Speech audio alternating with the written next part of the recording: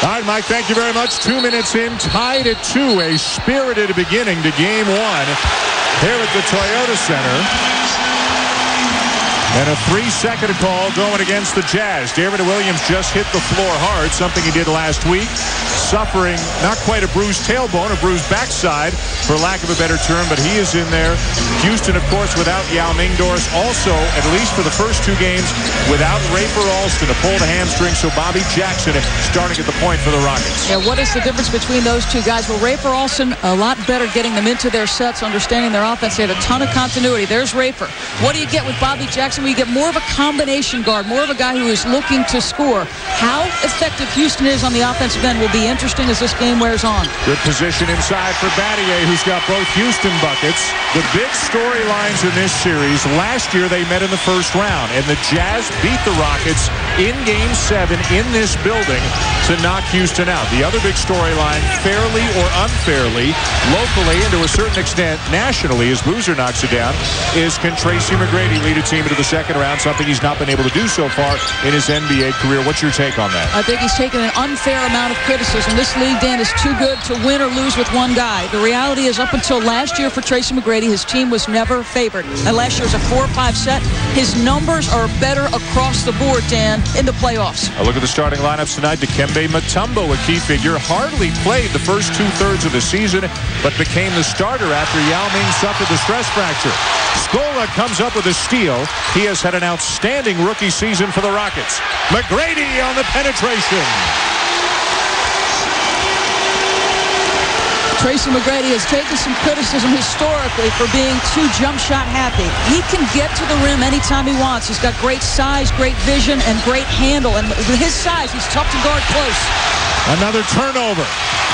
And Utah gets it right back.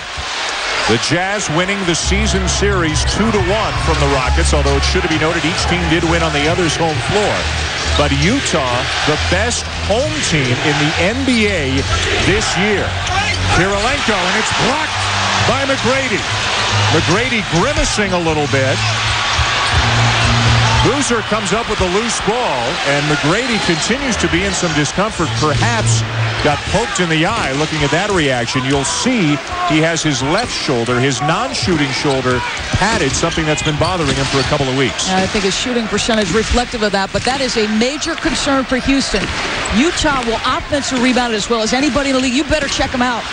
Kirilenko knocks it away. Boozer comes up with a loose ball, and Kirilenko will finish and get fouled.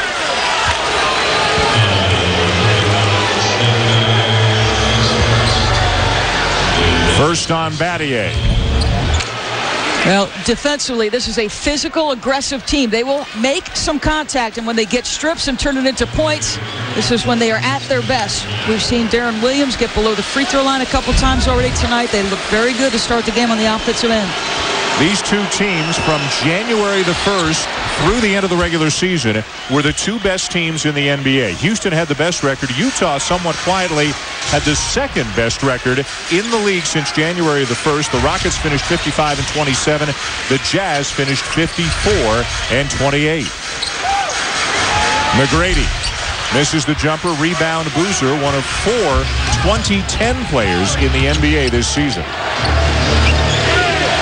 If Utah figures out how to win on the road, they are going to be a very tough out.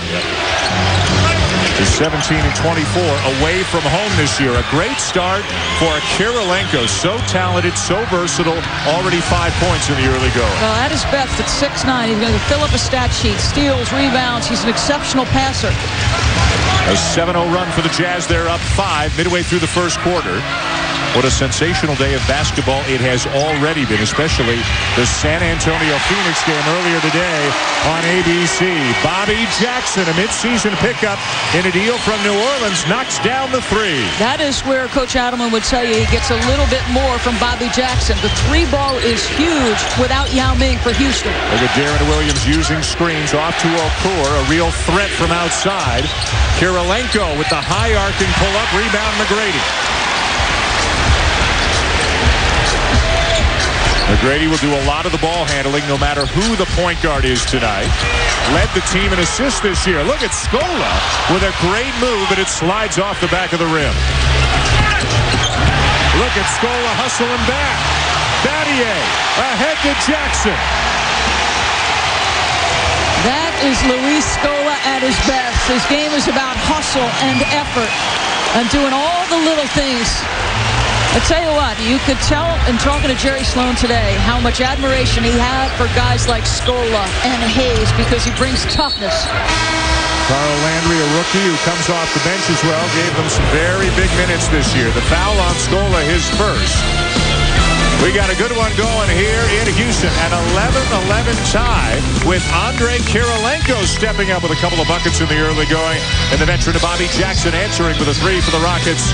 Jackson lays it in, and we're tied in Houston. Rockets and Jazz tied at 11. As you have heard, and as he has heard often enough, Tracy McGrady has never been a part of a team that has gone beyond the first round of the playoffs. We asked McGrady this morning if he'd like to win a series just so people would stop talking about it. It's not really even about shutting people up. I just want to advance. I don't care about, if they really look at it, look at what I do in the regular season and look what I do in the playoffs. I mean, don't just throw it all on me. I'm not out there by myself. I elevate my game. I elevate my game in the playoffs. I try to elevate my teammates and my team. So it's not just on me. Yeah, I'm 0-6, but I'm not out there by myself. And Doris, the numbers back up what he says. Yeah, there's no question. 28 points. And in Game 7 here last year, 28 points, 13 assists. I mean, he has done everything you could ask. And look at what he's done in the absence of Yao Ming this season. He has done a terrific job keeping Scola and Landry involved in the offense because you need better balance with Yao out of the lineup. The Rockets really one of the remarkable stories in the NBA this year, that 22-game winning streak. The last 10 of which came after Yao was done for the season. Meanwhile, Andrei Kirilenko, at best really scoring option number 3 on this team, already has 7 points in the early going. AK-47 brought plenty of bullets tonight. Yes, wow. Usually he's more of a menace at the defensive end, getting in the passing lanes, blocking shots, but they're looking for a third scorer. He might be the guy. Jackson the miss, Okur the rebound. And here's De'Aaron Williams, one of the budding superstars in the NBA. His third year, unquestionably one of the best point guards, not just young point guards, one of the best point guards in the league right now. Yeah, I don't think there's any question. I think so much has been made of Chris Paul, and rightly so. What a terrific performance by him, but De'Aaron has played as well as anyone at that position. Let's check in with the third member of our team tonight, Heather Cox.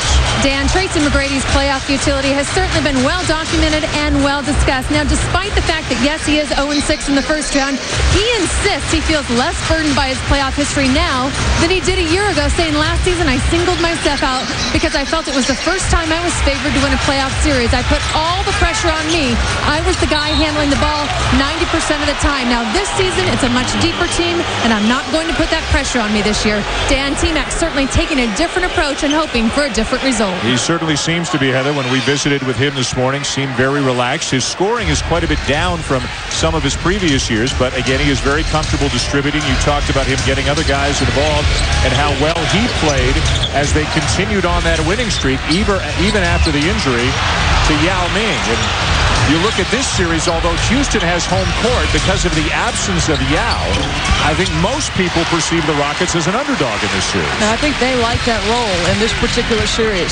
And they are doing a pretty good job to start this game with De'Aaron Williams. They want to make him a jump shooter. I know he's 40% from 3, but if you concede anything to him, you concede contested jump shots.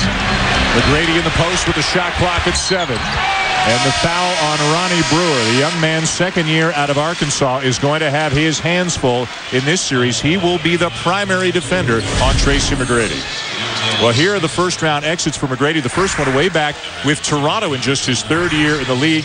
3 times with Orlando and then twice with Houston. It should be noted that the Rockets as a franchise, as Battier lays it in, have not gotten out of the first round in their last 6 playoff series going back 10 years. So they were having some first-round trouble before McGrady got to Houston. And I think what they've done, as you said, this year, they were on such a great roll with Yao, 22 points, 11 boards. They don't miss a beat for the first 10 games without him.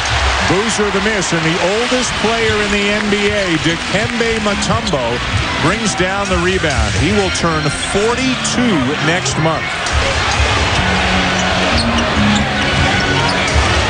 A clear out from McGrady. tries to come down with a rebound, but Paul Millsap in off the Jazz bench brings it down. A great energy and rebounding guy off Jerry Sloan's bench. Kirilenko. Boy, Andre Kirilenko and Shane Battier have been the two scorers so far in this game. It's amazing. Kirilenko's not a guy who they run a lot of sets for. They don't run a lot of plays. He's just taking good advantage of getting out in transition and spotting up. Kirilenko averaged 11 points per game this year. He's already got 9. What a pass.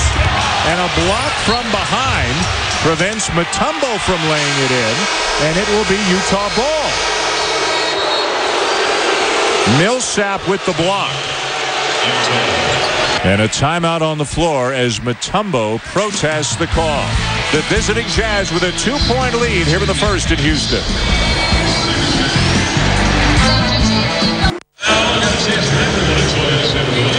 Game 1, Utah and Houston, a 2-point lead for the Jazz. Jerry Sloan seemingly has been the coach of the Jazz forever, and he might well have been easily the longest tenured coach in the NBA. This is his 20th season as head coach of Utah. He's been to the finals twice. He's had only one losing season. That was in 2004-2005. From Stockton and Malone to Williams and Boozer, a team that won a division last year, a team that went to the Western Conference Finals a year ago, over 1,000 career wins.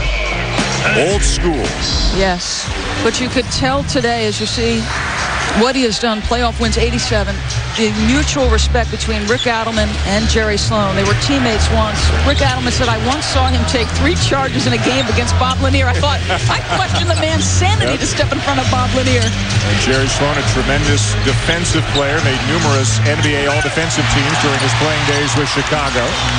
Shot clock didn't reset. Millsap senses it and lays it in. You talk about a guy who likes doing the dirty work. That's Paul Millsap out of Louisiana Tech, the same school that produced Karl Malone.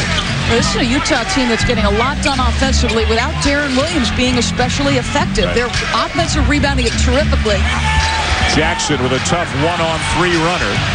Matt Harpring into the game for the Jazz. Chuck Hayes is in for Houston. Interesting to hear Rick Adelman tell us he's still got to feel out his rotation and the matchups. He really does not know at various positions who's going to get most of the minutes. Great offensive rebound by Brewer. And Utah just all over the glass right now, crushing the Rockets on the glass. Yeah, what did Tracy McGrady tell us earlier today? We've got to hit them first. And Rick Adelman said we simply must match their physical nature. And one of the keys, you've got to finish defensive possessions with a defensive rebound, and they are not doing it right now. 7 offensive rebounds already for the Jazz. McGrady with a long 2, struggled with his shot over the last several weeks, down around 35%. Overall on the season of 42%.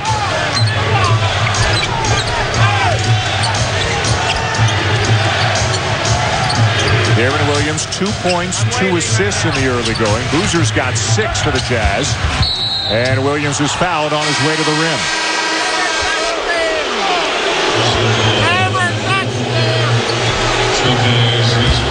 Foul on Chuck Hayes will send Williams to the line.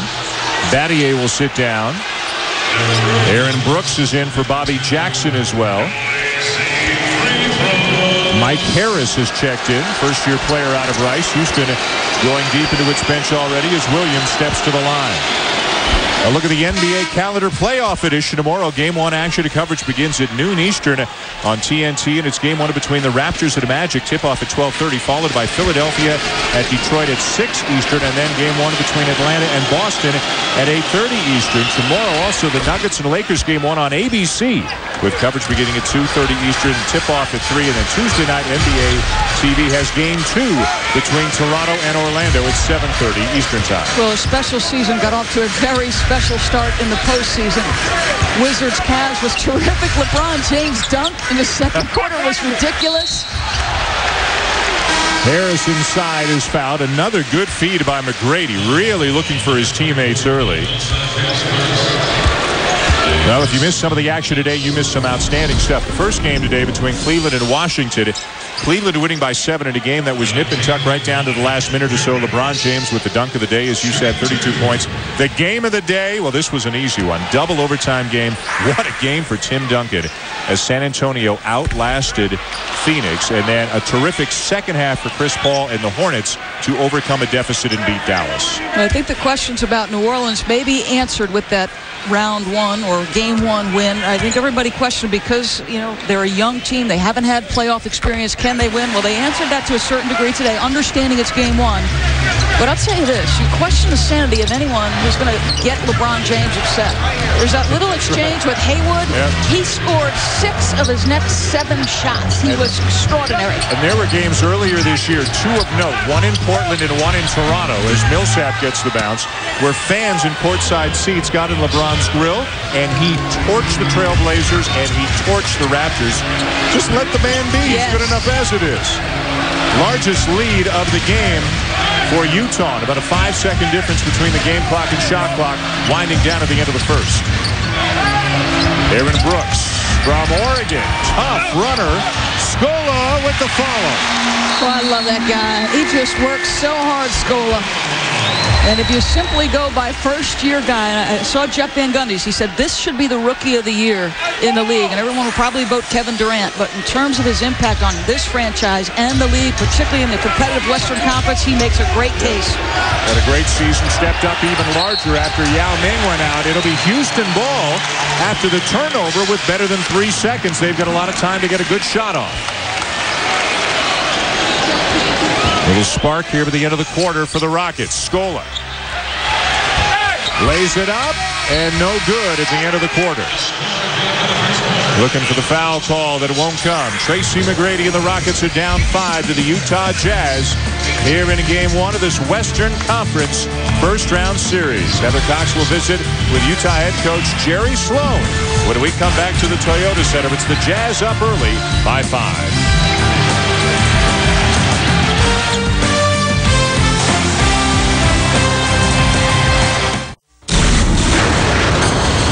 Welcome back to Houston with Utah head coach Jerry Sloan. And coach, earlier you said a key tonight was defending Tracy McGrady.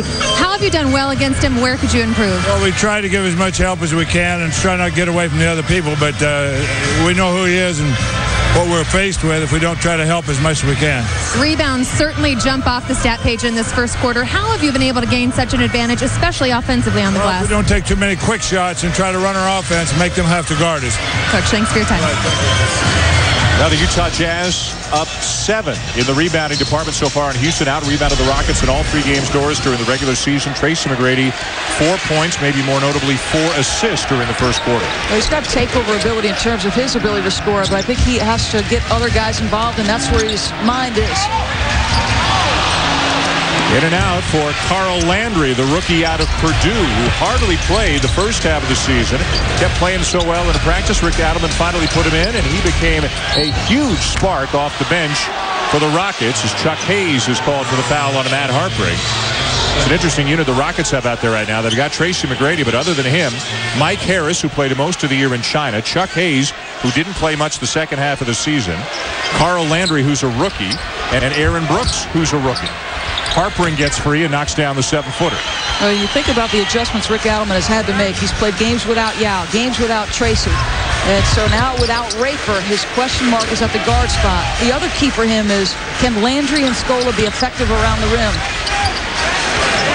Hayes defended by Okor. Great pass, and the slam from McGrady on the feed from Hayes.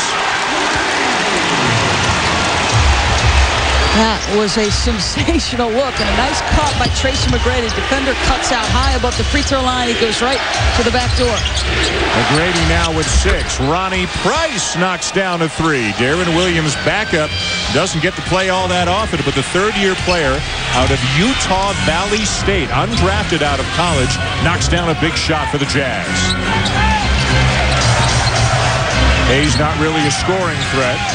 Tough matchup here for Kyle Korver. And the foul on Price. And there's some of that toughness that the Jazz exhibit on a night-to-night basis. Now, how about the read from Tracy McGrady and the find by Hayes? Just a solid little bounce pass.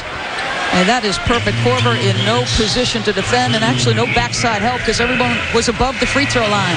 Good set by Houston. McGrady goes out for the first time tonight. Luther Head has come back in. Shane Battier is back in as well. Brooks switches hands. Doesn't get the bounce, and the rebound to Millsap. He led Division I, Doris, in rebounding 3 consecutive years in college. Nobody else has ever done that. You love his approach. Another Louisiana Tech guy, Carmelone.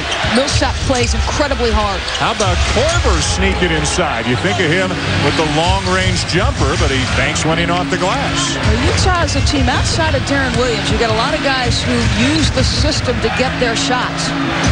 Good start here for the Jazz. Their largest lead of the night, up 10 on the Rockets. They've made their first 3 shots here in the second quarter. Luther Head, a collegiate teammate of Darren Williams at Illinois. And was it touched? It was not. So it'll be a Houston turnover as Darren Williams comes right back on in for the Jazz.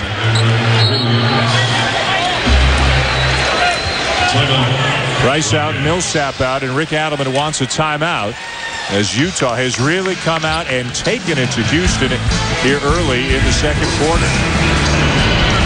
They actually took it to the Rockets right out of the gate. Andre Kirilenko with 9 early points for the Jazz tonight, and Utah's now got a double-digit lead.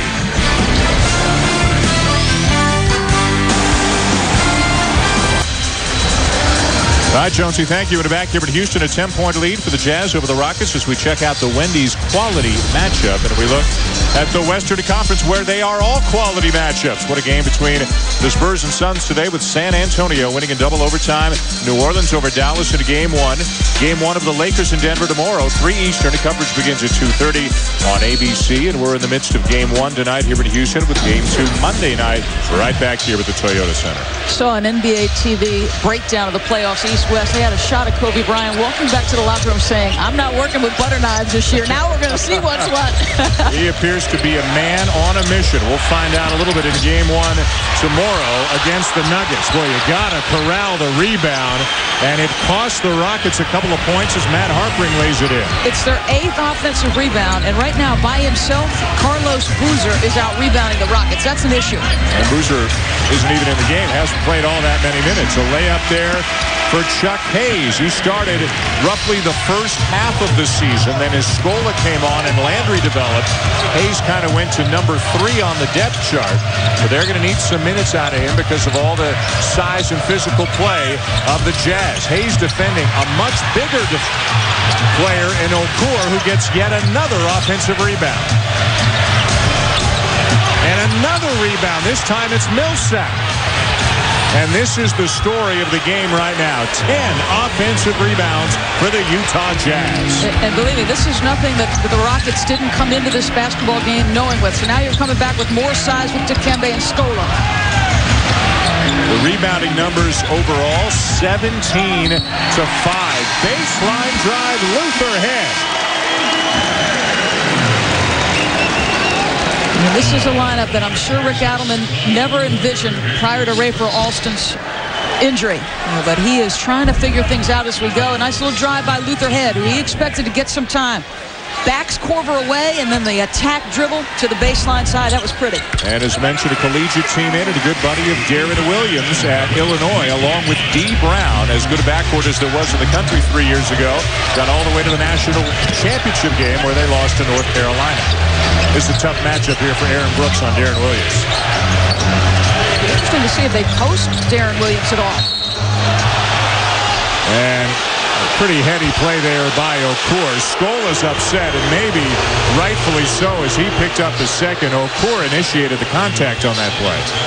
Now, this is something Scola struggled with early when he entered the league. How to defend. Now he's better. He doesn't get in foul trouble anymore, but you're absolutely right. I mean, I thought that was an offensive foul. And Okur getting a little bit better at putting the ball on the floor, not just a standstill shooter from outside.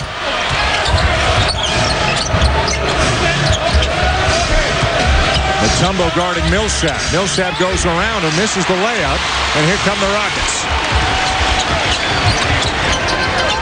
Head steps into a 3.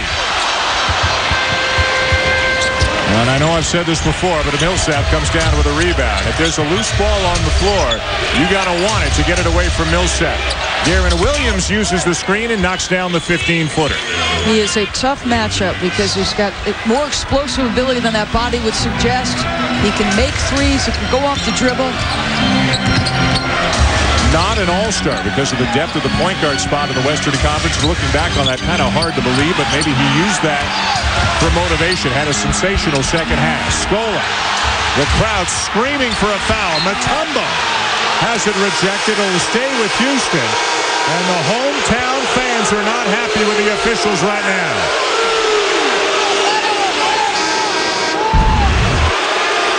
When you play Utah, you can expect aggressive fouls. You are going to take some hits, and you better be prepared to dish it right back out. And Mutombo is frustrated because he has taken some contact in there. Tough shot from the corner by McGrady. Scola's tap not good. Rebound Utah. Kirilenko back in for the Jazz. Had 9 points in the early going. Kirilenko open in the corner. The extra pass to the wide open Okur. And another offensive rebound, and Millsap is fouled. When that shot went up, Doris, he was out of bounds, out of the play. Got up and still got the rebound. This is a relentless team. They are reflective of their coach, Jerry Sloan. Rick Adelman not real happy with the way this game is being officiated right now. Foul was on the floor, so Utah inbounds. Korver, quick release. Wow. Catch and shoot, and Korver gives the Jazz a 13-point lead, their largest of the night. Utah's missed 10 shots. They've taken 15 shots. They have 10 offensive rebounds. You're simply giving them too many possessions. Scola hands it off to McGrady. He's going to try to take Korver. They double team. Jackson wide open for three. And Scola, which way is it going to go? It is a foul on Millsap. Now Jerry Sloan's not happy.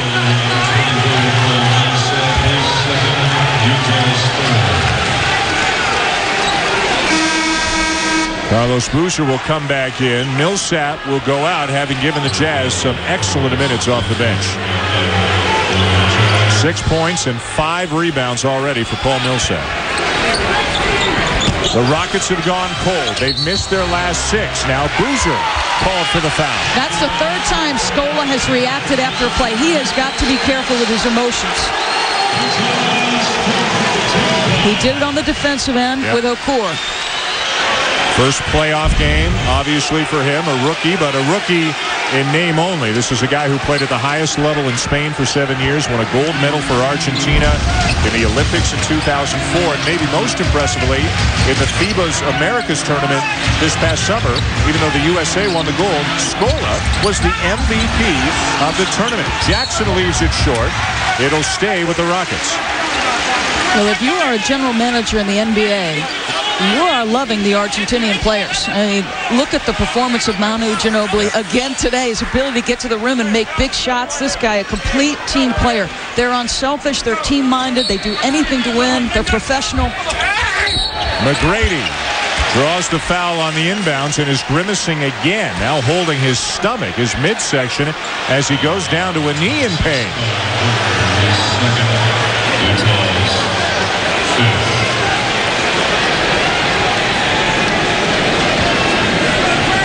Mutombo giving him a pat on the back and urging McGrady to the foul line. Well, Rick Adelman and Tua Man, his players, have talked about being able to match the physical nature. Watch it right there. There is the contact.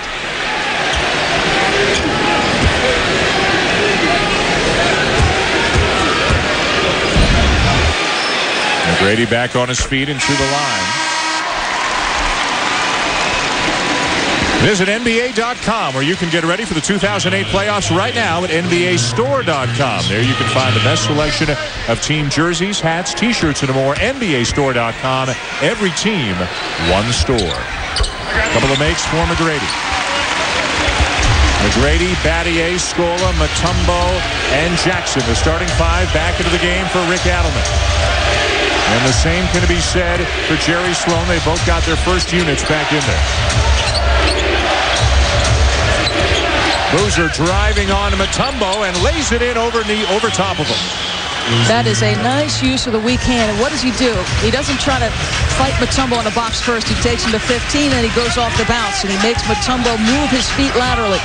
Well, Houston is keeping Mutombo away from Okur because he likes to shoot the three, but Boozer driving on Mutombo. Mutombo stepped out of bounds, had a foot out of bounds when he caught that pass. A timeout on the floor. Utah leading by 13. Heather Cox in conversation with Yao Ming when we return.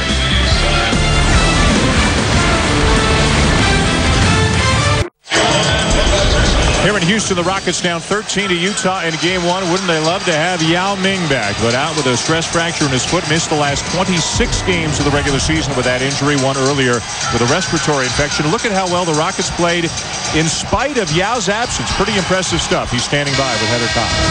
Thanks so much, Dan. Certainly the Rockets would much rather see Yao Ming in a uniform than in a suit. But some good news for you, Yao. You're off of the crutches, just in the walking boot. How is the rehab going so far? Oh, we're on a schedule. You know, the last pictures we had on the bone skin is pretty good. You know, they can't see the fracture line. So doctor said you can get rid of the crutches. Certainly some good news. Now, you just returned home after being in Beijing for 10 days. What motivated you to go home during the season? I think I need a break before I go harder.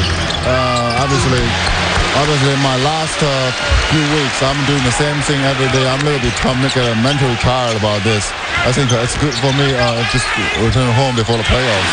And tonight you return to the bench. What type of advice have you been able to give your team tonight, especially in terms of the rebounding and the problems that you guys have had on the court so far? Obviously, we are the best rebound team in this league. And I believe that will be not all that all night long. We will fix it in the second half while the rebound problem. And when the rebound, we can continue the rebound again. Again, we'll be in our hands. Yeah, we certainly wish you a quick recovery. And Danielle, certainly hoping to get back onto the court in time for the Olympics in Beijing this August.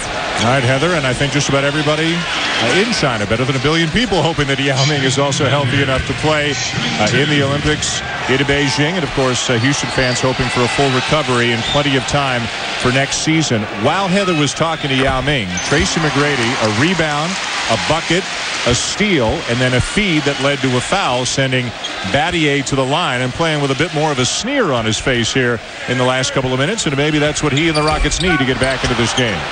He's 3 for 3. 17 minutes. He doesn't have a rebound, but he's a guy who can upset other people. But I think his team needs him to be more aggressive on the offensive and making plays for himself. Boozer misses the jam. Mutombo might have gotten a piece of it. McGrady trying to shake Brewer. Scola. Oh, he made that shot tougher than it was. He thought the man beside him was a Utah guy. He had a teammate right beside him. He had an easy layup but didn't know it. Williams, oh boy, Jackson right to the seat of his pants. Williams misses it, hollering for a foul, and back come the Rockets as the intensity picks up.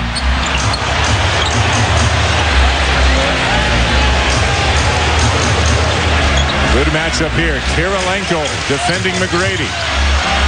It bounces to Jackson. Battier the offensive rebound. Scola leaves it short. Multiple opportunities. They did a great job getting extra shots in that possession. Just can't come away. And this was a major concern for Rick Adelman. How do we put points on the board tonight? Houston just 4 of 17 from the floor in the second quarter. Williams the lob down to Boozer. What a tandem these two have become the last couple of years. Turnaround by Boozer not there. And Battier another rebound and a loose ball foul on Mehmet Okur. So what do you notice in the last couple of minutes? And it was triggered by Tracy, but you get the sense that the Rockets are competing more. They're competing harder on the glass. And the Jazz over the limit, so Battier back to the line. Utah defeating Houston in 7 games in the first round of the playoffs a year ago, winning Game 7 here, 103-99 after the home team had won the first 6.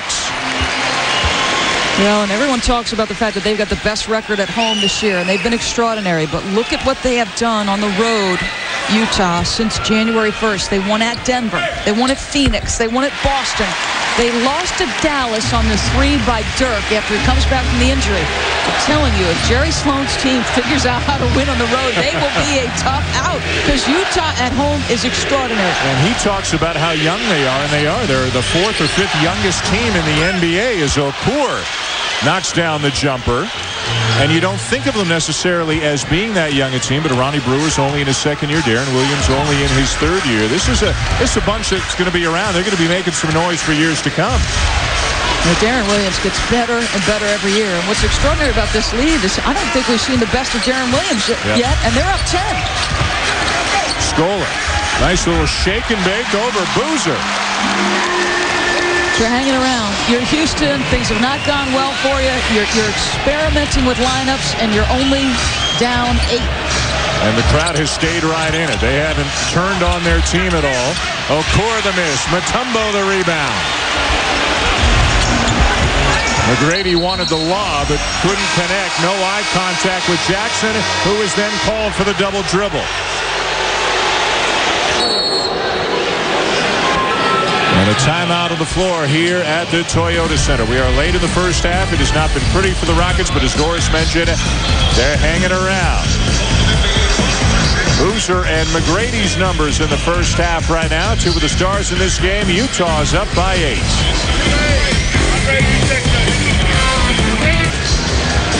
All right, Mark, what a start to the NBA playoffs, and there's more great coverage tomorrow. We're back here at Houston. The Jazz leading the Rockets by 8, and first-round coverage continues on ABC tomorrow as Carmelo Anthony, Allen Iverson, and the Denver Nuggets head to Los Angeles to take on Kobe Bryant and the Lakers. Coverage begins at ABC with the GMC NBA Countdown at 2:30 Eastern. The tip-off at 3 o'clock with Mike Green, Mark Jackson, Jeff Van Gundy, and Michelle Tafoya. Even as we speak, I would imagine winging their way to the West Coast in anticipation of Game 1 at the Staples Center tomorrow afternoon. Those double overtimes might have made travel a little bit more interesting. Darren Williams knocks down the shot. Williams now with 8, and the Utah lead is back to 10. Well, you talk about a confident, tough young man in Darren Williams. And you said it, Doris, he is getting better and better, not only year by year, month by month, you can see the growth in his game. Jackson into Scola. Nice job by Jackson to keep his dribble just to create the angle to get Scola the shot. Now, Jackson, remember, has a ton of playoff experience in Rick Adelman's system, so that is a help with Rafer Alston out. They were together in Sacramento. 52 previous playoff games for Jackson, 41 of them under Rick Adelman. Kirilenko wide open for 3. What a first half for Andrei Kirilenko, who has already surpassed his season scoring average. Well, 12 points on 8 shots. This is a guy who very rarely gets into double figures in terms of shot attempts. He's more of a guy who's going to fill the stat sheet. Blocks, steals, rebounds, does a lot of different things. Forces McGrady to give up the ball. Jackson can't get the shot off. McGrady elevates, misses the 3. Mutombo! Not a lot of lift for the 41-year-old, but he didn't need a whole lot to cram it down. Oh, he's going against Kyle Korver. That's a little bit of a mismatch in there. The ageless wonder for all of us who are over 40. He's given us a little bit of life. And one of the great, not only players over the last 20 years, one of the great contributors charitably, one of the great cheerleaders and teammates when he's on the bench, and a guy who's become a factor because of the injury to Yao Ming. Shot clock at 1, and they won't get it off. Well, how many guys do you know, Dan, that could not be in the rotation at all when they have Yao Ming do this, step into the lineup and be a factor? Kyle Korver doesn't know which way to turn. Look at the guy. He's a perfectionist. And the thing you like about Dikembe Mutombo, when he wasn't in the rotation, he was always involved in the game. When you watched the Houston Rockets play, Dikembe Mutombo was always the guy on the bench standing up, cheering his teammates, making sure he stayed involved, and that's how he's able, in Yao's absence, to step up, because he was always fully engaged. C.J. Miles into the game for the first time, defending Shane Battier. Houston trying to close the half with a bit of a spark. That'll help. McGrady for 3.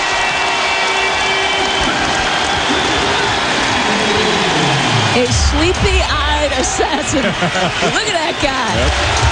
Those eyes betray nothing because that guy's got tons of game. Utah can hold for the last shot of the half. Williams has it knocked away. Jackson loses the handle. Oh, he had a layup. He may have felt the footsteps of Kirilenko closing fast. And Jackson could not convert. Coming up at the Toyota halftime show, back to the studio with Mark Jones, Stephen A. Smith, and Jalen Rose, the thriller from San Antonio. Chris Paul with a big second half in the Hornets win. And LeBron with a dunk that you won't want to miss in a big first game as the Cavs beat the Wizards. Now a foul on Utah turns it back over. Carlos Boozer put an elbow, a forearm shiver in the back of Dikembe Mutombo.